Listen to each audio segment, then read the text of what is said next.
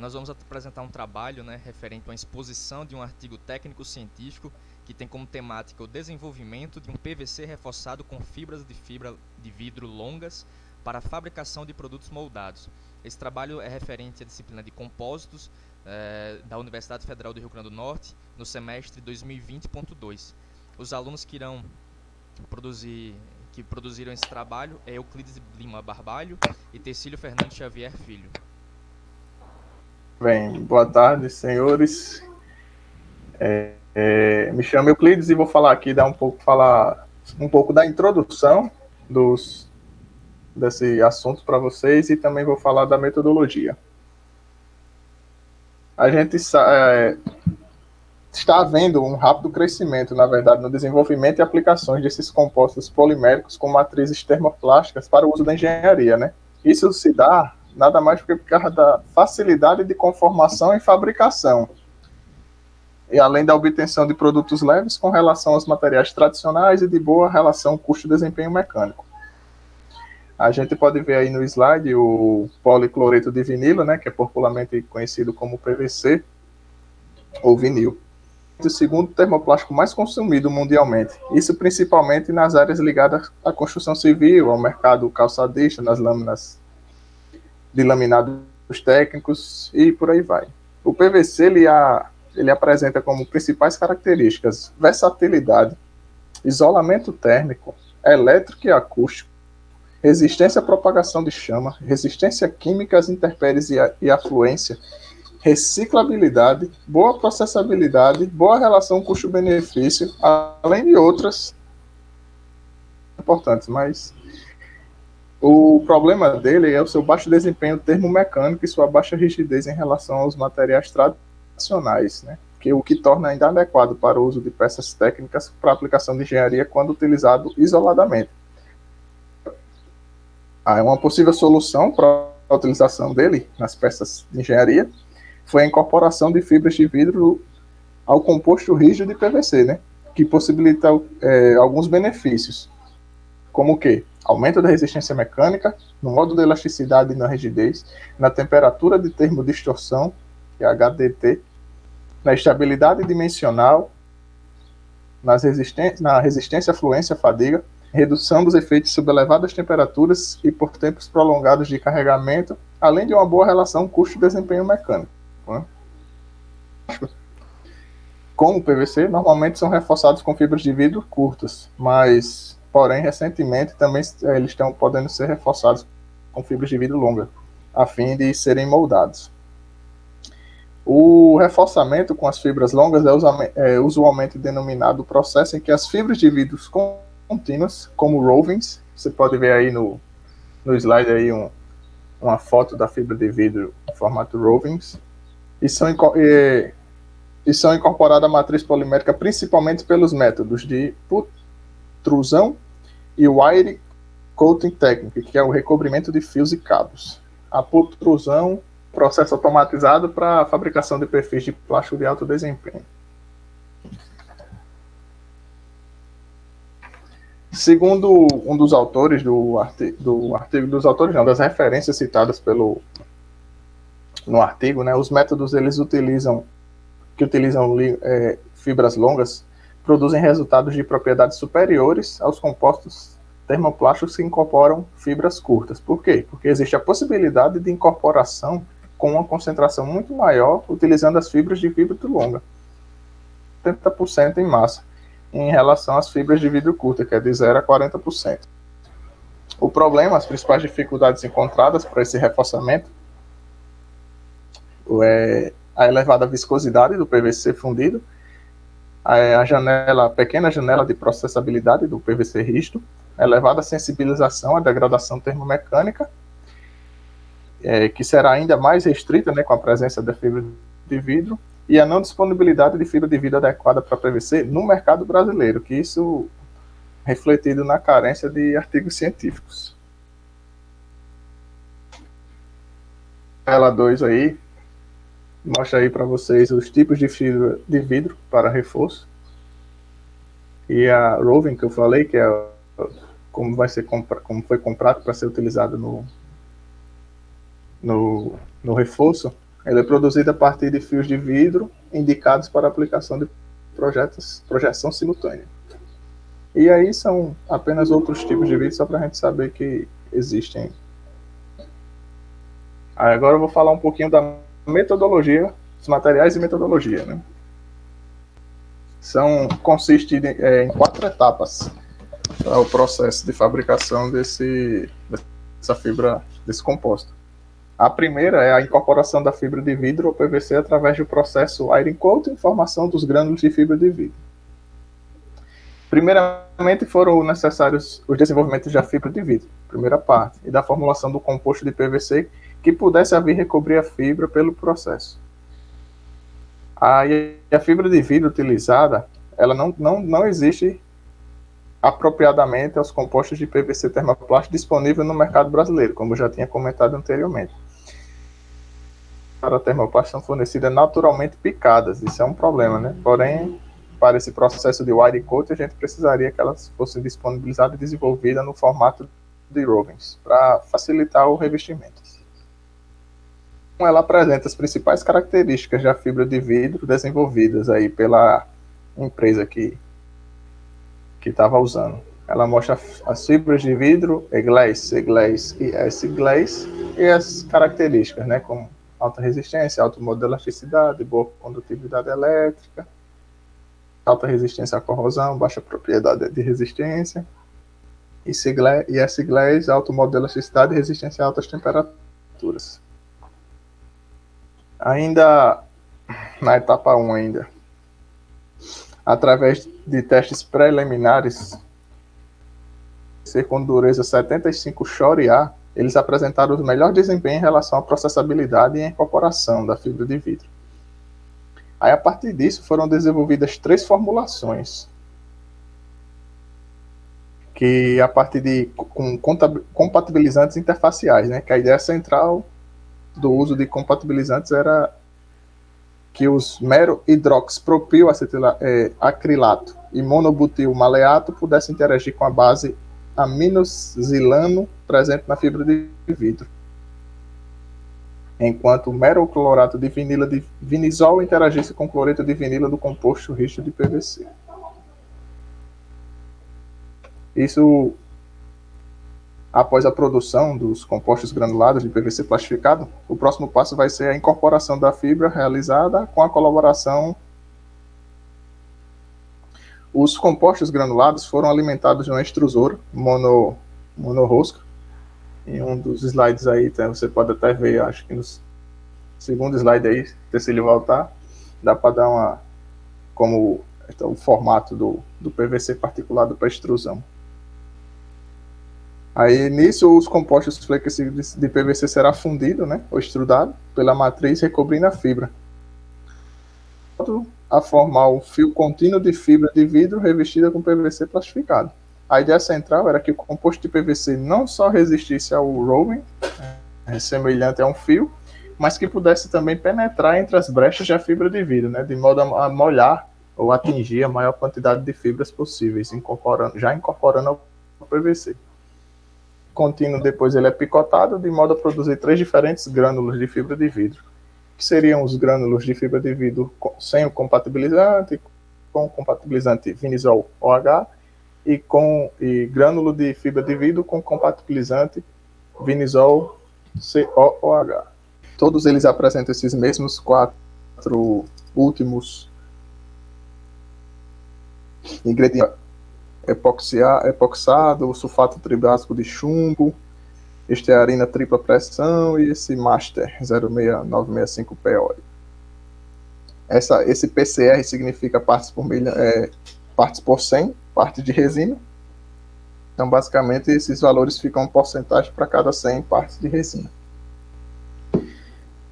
Aí, dando continuidade, após a produção dos compostos granulados de PVC plastificado, o próximo passo vai ser a incorporação da fibra de vidro, realizada com a colaboração de uma empresa X lá.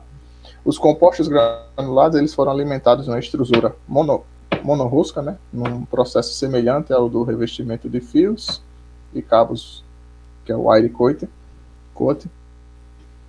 onde o composto flexível de PVC saía fundido, estudado pela matriz de recobrimento da fibra, de modo a formar um fio contínuo de fibra de vidro revestida com PVC plastificado.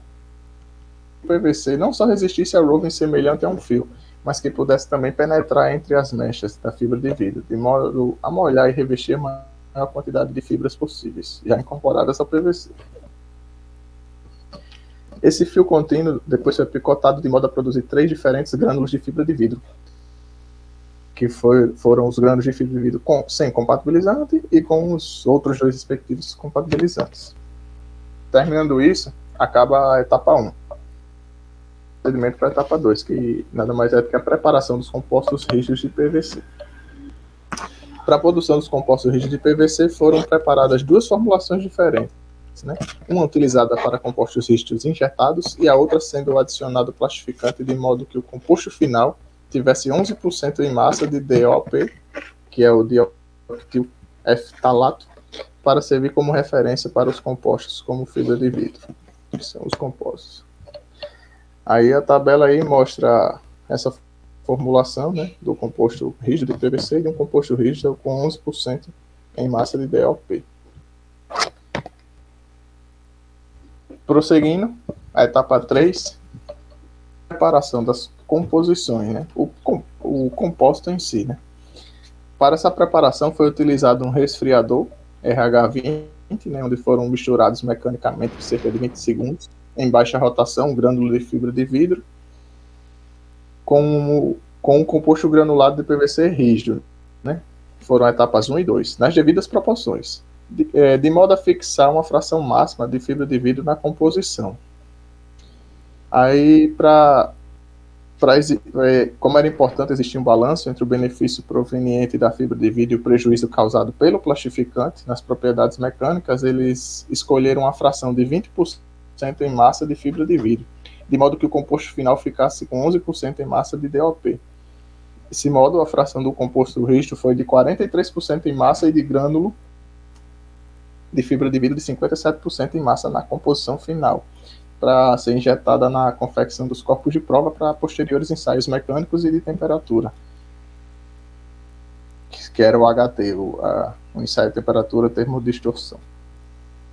Depois disso, vamos para a etapa final da metodologia, que é a etapa 4, dos corpos de prova para ensaios mecânicos e o HDT. A injeção dos corpos de prova para ensaio de tração, flexão e de impacto e HDT foram realizados com quê? Por uma injetora, né, sandretológica, operando de modo semiautomático, utilizando condições empregadas industrialmente. Os parâmetros utilizados para os corpos de prova de tração tipo 1 foram os mesmos para os corpos de prova da barra. Basicamente, a gente encerra a metodologia, como é que foi feito, até que ponto chegou, e o terceiro vai abordar aí um pouquinho dos resultados e discussões. Bem, os resultados e discussões, né, eles serão mostrados nas figuras a seguir. Na figura de 1 a 4, são mostrados os comportamentos sob tração das diversas amostras, né? Pode-se notar que as amostras A, B e C apresentam comportamento frágil, ou seja, logo que foi iniciado o escoamento, ocorreu ruptura do corpo de prova sem uma deformação considerável, porém apresentaram elevado módulo e elevada resistência à tração. Já as amostras DOP e PVC rígido sofrendo deformação significativa antes da ruptura, mas apresentaram módulo e resistência à tração bem inferior às amostras com fibra de vidro A, B e C. Os compósitos A, B e C apresentaram um módulo 123% maior e resistência sob tração 30% maior que ambas as amostras sem fibras, PVC rígido e DOP. A resistência sob tração para os compósitos foi a tensão na qual os compósitos sofreram fratura, enquanto que para as amostras PVC rígido e DOP, o limite de resistência à tração correspondeu à tensão onde se iniciou o escoamento, ponto de escoamento, ponto crítico da engenharia. O compósito C apresentou um módulo e resistência sob tração superior ao dos compósitos A e B, possivelmente devido à melhor adesão fibra matriz. Os compostos, devidos às suas maiores rigidez, apresentaram deformações no limite de resistência à tração, fratura, bem inferior às deformações, escoamento, das amostras dúcteis, DOP e PVC rígido, 50% e 150% respectivamente. As propriedades sob flexão, elas têm as características de que nenhuma das amostras sob flexão sofreu ruptura, visto que o ensaio foi finalizado a 5% de deformação. Sob flexão, as amostras apresentaram um comportamento dúctil, como pode ser observado na figura 5. Os módulos sob flexão dos compostos B e C foram iguais e superiores às amostras DOP e PVC rígido e a amostra A, em aproximadamente 107%, 91% e 25% respectivamente. A resistência sob flexão, ponto de escoamento para o PVC rígido, não pôde ser determinada. Os compostos B e C praticamente apresentaram o mesmo desempenho, sendo superiores às amostras DOP e A em aproximadamente 10% e 23%. A deformação da amostra DOP foi superior aos compostos em aproximadamente 60%. Os compostos apresentaram os melhores resultados entre as amostras, sendo que a resistência ao impacto Sharp do composto A foi superior às amostras B e C, como pode ser visualizado na figura 9. A amostra C apresentou desempenho inferior entre os compostos, possivelmente em virtude de apresentar um incompatibilizante que aparentemente produzia uma melhor adesão fibra-matriz e que causou uma diminuição do escoamento e do arrancamento das fibras, reduzindo a resistência ao impacto. A amostra A apresentou resistência ao impacto Sharp superior aos compostos B e C, em aproximadamente 9% e 50%, e em relação às amostras DOP e PVC rígido, em aproximadamente 280% e 119%, respectivamente. Já com relação à temperatura de termodistorção, HDT, a análise das temperaturas de termodistorção permitiu definir que todas as amostras que apresentavam plastificantes, no caso foram as amostras DOP, A, B e C, também apresentaram os resultados de HDT inferiores ao do PVC rígido, que não tinha plastificante, em 34%, 42%, 41% e 37% respectivamente. A figura 10 apresenta essa propriedade. Os compostos deveriam apresentar resultados de HDT maiores do que a amostra DOP devido à presença das fibras de vidro. Entretanto, os compostos apresentavam em sua formulação óleo de soja epoxidado, que pode ter reduzido a HDT. Em relação aos compostos, a amostra C apresentou valores ligeiramente superiores às amostras A e B, por volta de 3,5%, que corresponde a 1,5 graus Celsius. Já com relação à microscopia eletrônica de varredura, mais conhecida como MEV, das superfícies criofraturadas de corpos de prova de tração, compósitos, de um modo geral, todos os compostos apresentaram excelente dispersão das fibras de vidro e boa adesão fibra-matriz, conforme observados na figura 11. Pode-se notar que houve a formação de uma interface em todos os compósitos, aliada à presença de matriz aderida à superfície das fibras. Nos compostos B e C, que apresentavam compatibilizantes em sua formulação, houve a adesão de uma maior quantidade de matriz aderida à superfície das fibras de vidro. Porém, no compósito B, a adesão foi mais aleatória e no compósito C foi mais constante, ou seja, a maioria das superfícies das fibras foi encontrada matriz aderida. No balanço das propriedades, todos os compostos apresentaram desempenhos mecânicos superiores às amostras não reforçadas com fibras, que no caso foram as amostras DOP e PVC rígido. Para as temperaturas de termodistorção, HDT, todas as amostras que continham plastificantes, DOP, ABC, apresentaram resultados de HDT inferiores às amostras sem plastificante, que no caso foi o PVC rígido. A grande quantidade de plastificante, 11% em massa, possivelmente influenciou numa menor sensibilidade das propriedades mecânicas e da temperatura de termodistorção para com o uso de compatibilizantes. Após a avaliação por microscopia de varredura, se pôde notar que todos os compostos apresentaram boa dispersão das fibras de vidro baseado na boa distribuição das fibras na matriz, boa molhabilidade da matriz vinílica e boa adesão fibra-matriz, com a formação de interface em todos os compósitos. Bem, para concluir, né, vocês podem observar essa foto que não é desse estudo, né, a gente pegou essa foto desse site onde ele vende esse material, né, que seria um exemplo, né, mais didático de um PVC reforçado com fibra de vidro. Né. E para concluir, concluímos que o reforço do PVC rígido com fibras de vidro longas foi alcançado com sucesso através da incorporação pelo processo Waring Coat de recobrimento da fibra de vidro contínua, a Rovings, por uma formulação de PVC plastificado, com posterior picotamento para a formulação de grânulos de fibra de vidro, com fibras de vidro já incorporadas ao PVC, para posterior alimentação direta nas máquinas de processamento. O processo de alimentação direta sem a necessidade de compostagem foi realizado também com sucesso na moldagem por injeção. A presença dos compatibilizantes melhorou a adesão fibra-matriz, porém a grande quantidade de plastificante possivelmente pode ter influenciado a menor sensibilidade das propriedades para com o uso de compatibilizantes, o que mostra a tendência ao desenvolvimento de um composto com menor fração de plastificante para a melhoria das propriedades. De um modo geral, o trabalho desenvolveu um processo de incorporação inovador para a área de vinílicos, utilizando fibras longas com reforço que permitiu ao PVC poder ser utilizado em outras aplicações não antes possíveis, como para aplicações em peças técnicas de engenharia em virtude das boas propriedades alcançadas.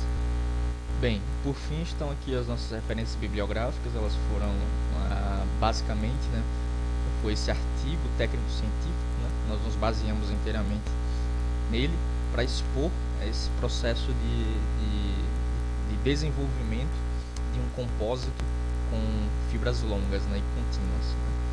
Então, esse é o nosso trabalho, nós agradecemos a oportunidade e até uma próxima.